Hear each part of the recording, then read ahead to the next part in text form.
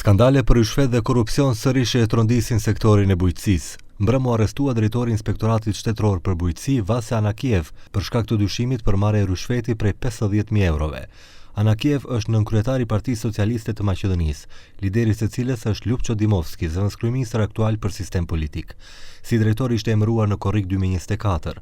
Ai ra në një aksion të policisë në koordinim me Prokurim për ndjekjen e krimit të organizuar dhe korrupsionit, ndërsa dolën edhe fotografi nga arrestimi i tij. Reagoi ashpër Partia Socialiste në pushtet, janë të zemëruar për rrjedhjen e fotografive nga arrestimi i zyrtarit të tyre. Partia Socialiste reagon ashpër ndaj etiketimit të hapur partijak të rasteve aktuale me akuza serioze dhe publikim tendencios të fotografive me të cilat shkelet dinjiteti njerëzor, për çka nga përgjegjësit kërkohet shpjegimi i qëndrueshëm. Nga partia i therasin institucionet të veprojnë sipas ligjit dhe pa selektivitet për çdo rast ku ka dyshime të bazuara për krim dhe abuzim.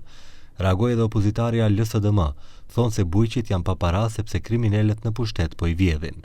Ky është vetëm një skandal tjetër në vargun që tregon se kriminalet në pushtet po i vjedhin qytetarët, po i vjedhin bujqit dhe atë në mënyrë masive.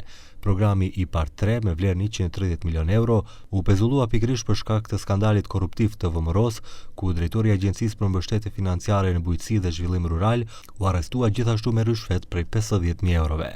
Nga VMRO-DPMNE thonë se ky është mesazh për të gjithë se me ligjin nuk kaloj. Секој кој се ограшил пред законот, без разлика дали од СДС, од ВМРО-ДПМН или било која друга политичка партија, треба да одговара. Сите мора да бидат еднакви спрема законот. Воедно ја поздравувам и акцијата на МВР и ова е порака до сите дека со законот нема играње.